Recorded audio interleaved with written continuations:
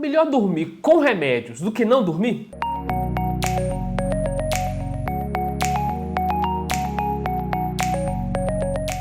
Olá a todas e todos, sejam muito bem-vindos, muito bem-vindas a mais um vídeo do canal Diário do Sono. E a gente quer começar esse vídeo, Zé Maldo, agradecendo as pessoas, os internautas que têm deixado comentários aqui, porque nos dão a oportunidade, além de interagir com vocês, de aprofundar mais algumas coisas super importantes, né? É muito legal, nós estamos tentando responder a todos os comentários de vocês, nós estamos nos organizando para isso.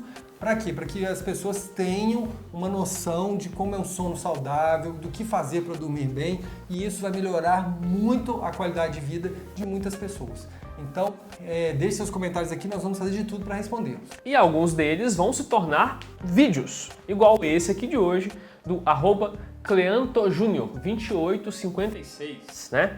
Ele falou aqui, ó, no vídeo sobre 7 itens sobre quetiapina e insônia que o seu médico não teve tempo de te contar.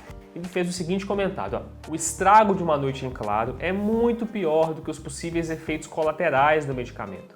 Melhor dormir com remédio do que não dormir. Então a gente vai, né, Zé Maldo, pensar sobre isso hoje, ver até onde isso pode proceder, até onde não. Então a gente agradece você que fez esse comentário e continua interagindo com a gente para ajudar mais e mais pessoas a dormir melhor. E aí, o que você acha? Você acha que é melhor dormir com remédio do que não dormir? Bom, primeiro a gente quer que você tenha importante noção do que é dormir e de como que é importante dormir para todos os animais, não é verdade? Isso, porque todos os animais dormem. E aí quando a gente estuda biologia e evolução, a gente sabe que quais comportamentos é que continuaram ao longo do tempo? Aqueles que realmente ajudam o organismo a sobreviver, aqueles que são mais importantes. E o sono é um que está presente em todos os animais. Veja bem, olha só, imagina uma capivara. Sim. Uma capivara está lá dormindo, ela está indefesa, vem uma onça e nhaco nela, né? Então, as capivaras que não dormem, elas tenderiam a se reproduzir mais e a espalhar mais genes das capivaras que não dormem pelo mundo. Mas é isso que ocorreu, Renê? Não é isso que aconteceu, porque olha só, faz mais sentido. Se eu não durmo, eu fico mais alerta e fico menos em perigo. Mas a gente vê que o sono foi selecionado para todas as espécies. Todas as espécies. Imagina o golfinho, né? O golfinho, o que ele fez? Dormir é tão importante que a natureza fez com que ele dormisse a metade do cérebro, uma hora, aí depois dormisse a outra metade do cérebro. Então, mesmo o golfinho que se dormir, ele afunda, ele deu o seu jeito e dorme. Porque dormir é uma coisa essencial, fundamental para todos os animais, né? E por que a gente está falando isso? Porque o ser humano evoluiu para dormir, não para ter insônia. Então, um comportamento que é tão importante e tão relevante, ele não é tão frágil assim. Tem um monte de forças que vão atuar para que a gente durma, né, Zé Maldo? Imagina aí, milhões e milhões de anos atrás, todos os nossos ancestrais, eles tinham um período de escuridão, período de claridade, período de escuridão, período de claridade, período que ele dormia, período que ele ficava acordado, período que ele dormia, período que ele ficava acordado. Então isso não é de agora não, são milhões de anos. Então essa força está toda impressa na nossa genética. A nossa genética foi feita para a gente dormir. Então, existem fortes mecanismos biológicos que nos empurram para dormir, né? Muito fortes mesmo, né? A gente estava falando de animais, inclusive protozoários. Existem protozoários, ou os protozoários em geral, ou bactérias, seres microscópicos que têm períodos que eles ficam mais inativos, que seriam como se estivessem dormindo, e períodos que eles estão muito ativos, seriam como se eles estivessem acordados. Então, essa pressão para dormir, ela existe nos seres vivos desde sempre, vamos dizer assim. Isso, é cíclico, né? A vida é assim também, é dia e noite, né? Acordado, dormindo. Então, para entender melhor esses mecanismos que empurram a gente para dormir, nós temos vídeos aqui no canal sobre os motores do sono, que são esses mecanismos biológicos que nos empurram para dormir. Então a gente tem 2 motores do sono, vou falar rapidinho aqui, depois você vê os vídeos. Tem a pressão homeostática do sono, que a gente vai acumulando algumas substâncias no cérebro que vão avisando o nosso corpo que está na hora de repousar, na hora de dormir. Então você vai ficando ativo, acumula essas substâncias, dá sono. E o outro motor é o relógio biológico. É como se tivesse, entre aspas, né, Zé Maldo, um reloginho ali que fica observando quando é dia, quando é noite e que funciona em cerca de 24 horas, que vai chegando a hora de dormir, ele começa a apagar as luzes de dentro e fala assim, opa, já está na hora de começar a repousar. E esses são mecanismos muito fortes. Muito fortes. Então, o que a gente precisa fazer? O cérebro da gente precisa ser treinado a usar essa força que a gente tem para dormir, para voltar a dormir naturalmente, sem precisar de remédio, estabelecer uma rotina de sono ali, e a gente vai usar essa força que a gente tem, né? Isso. Para a gente dormir melhor. Isso, como você diz, né? A força está com você, né? A força está com você. Como diz lá o nosso Guerra nas Estrelas, né? Isso. Você tem a força, use essa força a seu favor. Isso. Então você tem dentro de você a força do sono, use essa força para você dormir bem. Isso. E por que, Zé Mauro, usar então essa força para voltar a dormir novamente, naturalmente? Porque quando a gente começa a dormir mal, a gente acaba adquirindo comportamentos, hábitos e pensamentos que enfraquecem o nosso sono. E esse enfraquecimento do sono faz com que ele fique mais vulnerável. Mas como nós vivemos numa cultura em que a gente está buscando respostas rápidas e cada vez mais rápidas, está treinando o nosso sistema de recompensa no cérebro para ter a solução mais rápida possível, a primeira coisa que provavelmente passa na nossa cabeça é: eu não precisaria de um remédio para dormir? E aí, será que precisaria? Vamos ver então o que acontece, quais são os efeitos no nosso organismo das medicações para dormir? Bora. Então aqui, ó, esse gráfico é muito interessante, olha só. O uso de medicamentos para dormir. Tudo que está acima da linha horizontal é benefício, e o que está abaixo da linha horizontal é um malefício. Então, inicialmente, quando a pessoa toma um remédio para dormir, ela tem um benefício muito grande, ela percebe um benefício grande. Tipo assim, ela estava sem dormir algumas noites, toma um remédio para dormir. Nossa, era isso que eu precisava dessa força do remédio. Então eu não consigo dormir sem remédio, é uma coisa errada que eu tenho, né? E aí ela começa a acreditar naquilo e prolonga o uso do remédio para dormir. Só que com o decorrer do tempo, olha o gráfico ali, ó, a linha vermelha vai ficando para baixo, e em vez de benefício, a pessoa vai tendo malefícios. Nós já vamos falar os malefícios do remédio para dormir, mas com o tempo a pessoa vai tendo mais malefícios com o uso do remédio para dormir do que benefícios. E vai entrando no lado negro da força. Vai entrar no lado negro da força, né? Por isso que todos os remédios para dormir praticamente são recomendados para a pessoa usar por pouco tempo. Não é para usar a vida inteira, não. É usar por pouco tempo. Aquilo dali, sei lá, às vezes a pessoa está num termo de relacionamento amoroso, está com uma dificuldade maior no trabalho, está com perda de familiar na família e tal, alguma coisa assim.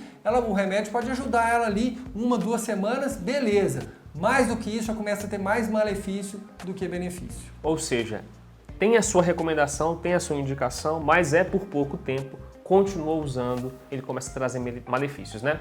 Agora, olha, se é isso que acontece com a medicação para dormir, e mesmo que a pessoa tome medicação, ela pode dormir mal, que alternativa que a gente tem? A gente tem uma alternativa fantástica, uma ferramenta fundamental que todos os consensos falam que é o melhor tratamento para insônia, que é a terapia cognitivo-comportamental para insônia. Nessa sigla aqui se chama TCCI. Como o próprio nome já diz, olha só, terapia cognitivo-comportamental para insônia. Então vai atuar na nossa parte cognitiva, nos nossos pensamentos, nas nossas crenças, no que a gente pensa sobre o sono e nos comportamentos, nas coisas que a gente faz. E no final das contas, é isso que mantém, que perpetua a insônia. Ela pode até começar por algum estresse, alguma dificuldade, alguma coisa aguda, né, Zé Mauro, que tira a gente do eixo. Mas por que ela continua se tem mecanismos tão fortes para empurrar a gente para dormir? Ela continua porque a gente vai enfraquecendo o sono com alguns tipos de pensamento. Eu tenho que deitar e dormir a noite inteira, se eu acordar, eu estou perdido, e a pessoa acorda de madrugada e já fica desesperada porque, poxa, eu acordei de madrugada e agora eu não vou voltar a dormir. Eu tenho que dormir 8 horas, ela dorme 6h30, 7 horas. Eu vou ter um dia péssimo e passo o dia ruim. Aí não faz o que precisa fazer. Aí chega à noite, não está cansado o suficiente para dormir, né? E comportamentos, como por exemplo, mexer no celular na cama, ficar na cama tempo demais. Então, eu dormi mal, vou ficar na cama aqui o resto da manhã. Todas essas coisas enfraquecem o nosso sono. É como se a gente fizesse assim, o condicionamento físico você tá todo dia fazendo atividades físicas, tá se movimentando. Se você ficar deitado, parado na cama e só comendo, você vai começar a atrofiar os músculos e você vai ficar fraco, não vai conseguir fazer aquilo que precisa. Com o sono é parecido, tem algumas coisas que é como se, entre aspas, fossem atrofiando o nosso sono, a nossa capacidade de ter um bom sono reparador. Então a TCCI, o que ela vai fazer? Ela, num primeiro momento, vai lá naqueles comportamentos, lá naqueles pensamentos de, por exemplo, estou muito ansioso, não consigo dormir, vou mexer no celular, porque pelo menos eu fico menos ansioso. Aí eu vou mexendo até que eu fico tão exausto que eu apago.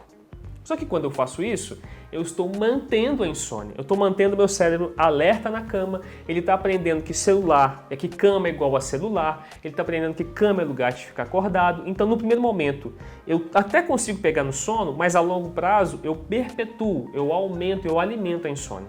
Então, o que a TCCI faz? Ela vai lá nesses comportamentos que a gente está fazendo sem saber que prejudicam o sono, vai retirando esses comportamentos e colocando outros melhores, outros que vão ajudar. Nesse primeiro momento, a gente pode ficar com um desconforto maior, pode até dormir um pouco pior nesse começo, que é o que o gráfico está mostrando, né, Zé Mauro? O gráfico está mostrando, assim, inicialmente um suposto malefício da TCCI, quer dizer, um desconforto que a pessoa tem. Mas depois, com o decorrer do tempo, a pessoa já tem muito mais benefício em ter feito a TCCI do que desconforto, tá? Isso. E é muito importante pensar também, né, Zé Mauro, que os efeitos das medicações para dormir ultrapassam o período dormindo de fato, né? Exatamente, olha só. Aqui tem alguns efeitos adversos dos remédios para dormir. Não são todos os medicamentos que vão causar todos esses efeitos adversos, mas muitos deles causam efeitos adversos. Por exemplo, sonolência diurna. Vale a pena você tomar um remédio para você dormir bem à noite, mas que no outro dia vai te deixar com sono? Ora, você não quer dormir bem para ficar bem no outro dia? Né? Aí você vai dormir bem com o remédio e vai ficar sonolento durante o dia? Vale a pena? Ou, por exemplo, você tomar um remédio que até se apaga de noite, mas no outro dia você fica com dificuldade de memória? Vale a pena? Ou então baixa de concentração. Você toma um remédio justamente para ficar mais atento, trabalhar mais no dia seguinte. O que acontece? Você toma um remédio para dormir, mas no outro dia você fica com baixa concentração? E um dos piores, depressão. Muitos remédios para dormir, em até 10% dos casos, causam depressão. Quer dizer, de cada 10 pessoas, uma que toma remédio para dormir acaba deprimida por causa do remédio para dormir, ou com uma contribuição grande do remédio para dormir. Então, realmente, vale a pena a gente arriscar tomar um remédio para dormir para achar que dormiu bem, mas no final das contas ficar deprimido? Isso é grave, né? E além disso, tem mais uma coisa, né, Zé Mauro, que é o risco de dependência. O risco de dependência é enorme, até 40% das pessoas, dependendo do remédio para dormir, elas ficam viciadas, elas ficam dependentes, elas só conseguem dormir se ela tomar o remédio. Então é muito perigoso, de cada 2 pessoas, praticamente uma tem esse risco de ficar dependente. Então vale a pena tomar remédio para dormir? Arriscar? Não sei se vale a pena não. E além disso tudo que você disse, ainda tem o processo da arquitetura do sono, né? Porque a gente, quando dorme, né, geralmente perde a consciência e só vai acordar no outro dia, tem alguns sonhos, a gente acaba achando que o sono é um bloco único de apagão. Mas a gente já consegue saber hoje, com muita clareza, que o sono tem várias fases, várias etapas, e cada uma dessas etapas é responsável por uma coisa diferente. Então, uma determinada fase do sono ajuda a limpar as memórias, qual que fica, qual que sai. E a outra fase do sono vai ajudar a consolidar essas memórias. Uma outra vai ajudar a fazer uma limpeza, né, de todas aquelas substâncias que foram acumuladas durante o dia. A outra vai ajudar na regulação, na melhoria das nossas emoções. Então, cada uma dessas fases que vocês estão vendo aí vai ajudar com uma coisa específica. O que a medicação faz, Mauro? A medicação atrapalha essa arquitetura do sono. Então é normal você às vezes estar no sono durante a noite. Um sono profundo, sono leve, sono profundo, sono leve. Isso é a arquitetura do sono. O remédio, em geral, ele destrói, atrapalha essa arquitetura do sono. Então a pessoa não tem essas oscilações por esses estágios de uma forma adequada e ela provavelmente vai ter muitos prejuízos com isso. Então, quando a gente fala isso tudo, é muito importante sempre lembrar que desde o começo, o que a gente está falando? A medicação para dormir, aquela que é para iniciar o sono, ou a que a pessoa toma no meio da noite para manter o sono, ela tem o seu lugar que é específico, é por uma duração específica, que vai ajudar a pessoa a se organizar. Às vezes até outra medicação fazer efeito, né? Para depressão, por exemplo, para ansiedade, até que ela consiga se organizar, elaborar e resolver ou ajustar a vida novamente. Então a medicação para dormir tem o seu lugar. O problema é quando a gente ultrapassa esse lugar que ela tem, né? Então, quando as coisas estão no seu lugar, uma poltrona é ótima na sala. Bota no banheiro. Vai atrapalhar, bota em cima da sua cama, vai te atrapalhar de dormir, bota na porta da sua entrada, da sua casa. Então, as coisas nos seus lugares, elas têm a sua funcionalidade e ajudam. Quando a gente começa a colocar essas coisas em outros lugares, expandir, encher a casa de poltrona, isso vai atrapalhar toda a vida, a circulação vai atrapalhar tudo. Então, lembrando, não é terrorismo. O que a gente está falando, mais uma vez, medicação para dormir tem o seu lugar, acompanhado, não com automedicação, não achando que é você que determina, mas sabendo que, além de ter o seu lugar, tem outras coisas que vão ajudar a dormir melhor a médio e longo prazo.